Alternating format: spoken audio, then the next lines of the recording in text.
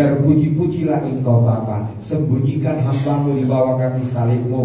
Allah Roh Kudus sendiri berkata-kata, nama Tuhan ditinggikan dan dimuliakan. Terima kasih Bapa yang baik. Terima kasih Yesus Kristus. Kami sepakat untuk menerima kebenaran firman-Mu. Kami sepakat Tuhan, kuasa darah Yesus ada di tempat ini. Terpujilah nama-Mu Bapa. Kami sudah berdoa dan mengucap syukur. Yang percaya katakan amin. Puji nama Tuhan.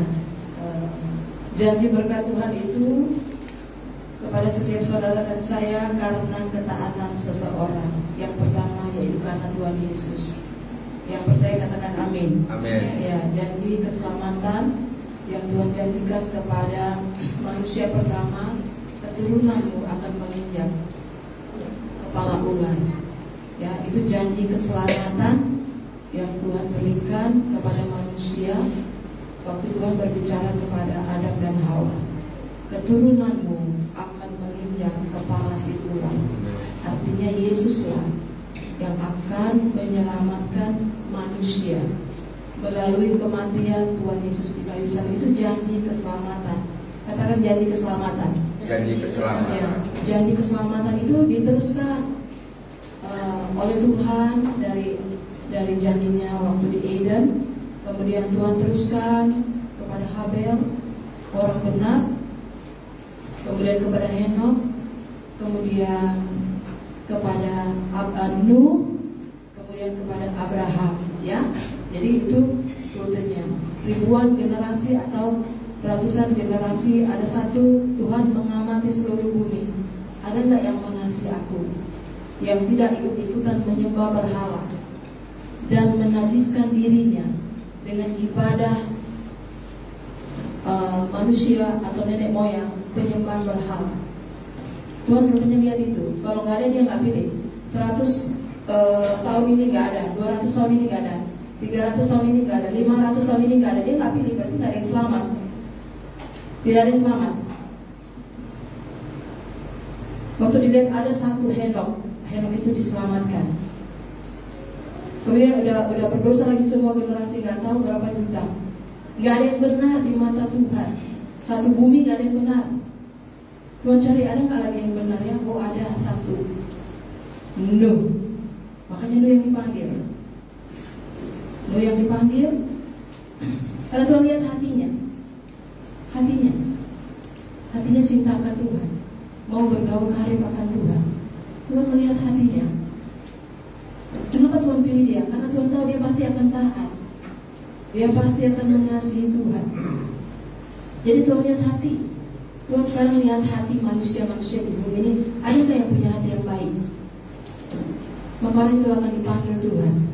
Orang itu akan dipilih oleh Tuhan. Tuhan lihat hati.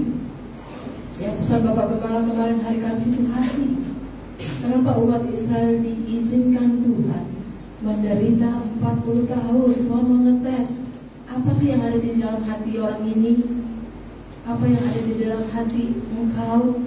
Aku izinkan engkau kelaparan, aku mau mengetes apa yang ada di dalam isi hatimu. Tuhan mengetes dan Tuhan menyertai perjalanan manusia itu ya.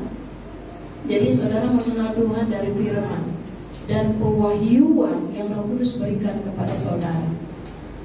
Kalau saudara memisahkan diri dari dunia ini, dari orang-orang dunia, sekalipun itu saudara kandung, maka Tuhan akan menambah-nambahkan kasih karunia kepada saudara. Dia akan tambahkan hikmat, pewahyuan, sehingga engkau mengerti firman Tuhan, engkau mengenal Yesus. Ya.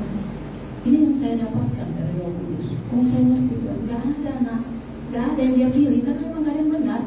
Gak ada yang sesuai standar firman, ya gak ada. Tapi kalau ada, mataku tertuju kepada orang itu.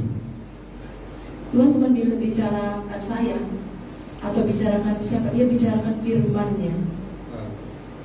Dia akan bicarakan firman-Nya kepada saudara. Yang dia bicarakan itu firman-Nya, gak ada yang lain. Oh, gak ada. Tuhan tunggu sampai ada. Saudara tahu berapa miliar zaman Nuh? Gak ada yang tahu. Ada yang diselamatkan? Gak ada. Kenapa Nuh diselamatkan? Karena dia saleh. Dia benar di mata Tuhan. Makanya dia yang dipilih oleh Tuhan untuk diselamatkan.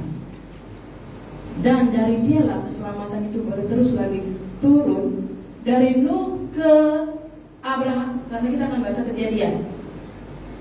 Dari Nuh ke Abraham berapa tahun? 1000 years, you know.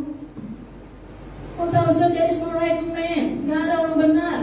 Dia tunggu sampai ada orang benar. Karena saya baca referensinya, Abraham ini tidak menajiskan dirinya dengan penyembah-penyembah berhala yang disembah oleh orang tua kandungnya dan abang dan adiknya. Dia nggak tahu, dia nggak mau ikutan. Dia tahu itu penyembah berhala, itu nggak menyembah Tuhan Bapa Yahweh pencipta langit dan bumi. Dia tahu, tapi dia nggak bisa ngomong karena dia sendiri, nggak ada pendeta. Penyembahan dan ibadah yang kita pergi itu, ada penyembahan kepada Yesus, ada yang bukan. Engkau tidak akan dipakai Tuhan kalau engkau menajiskan dirimu, kalau engkau udah mengenal darah Yesus. Karena darah itu nggak murahan. Hati-hati dengan penyembahan ibadah kemana kau pergi. Saya satu kali dia pergi ke gereja itu, saya tahu itu nggak menyembah Yesus. Karena saya diundang, saya menghormati ya. Gerejanya full AC, makanannya enak-enak, bukunya lengkap, semua dengan jubah-jubahnya. Itu gereja itu. Saya menghormati karena orang Manado yang undang saya pergi KKR bolak-balik.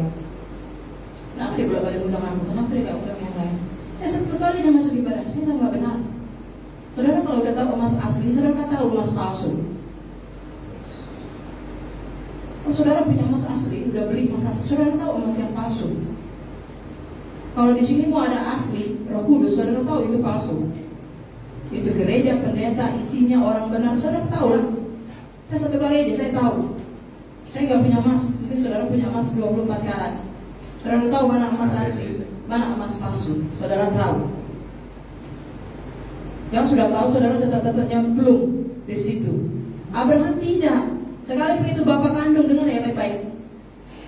Sekalipun itu bapak kandung, ibu kandung, dia tidak mau menajiskan dirinya. Makanya dialah yang dipilih oleh Tuhan, dialah yang diberkati oleh Tuhan. Dari dialah keselamatan itu mengalir sampai kepada bangsa-bangsa.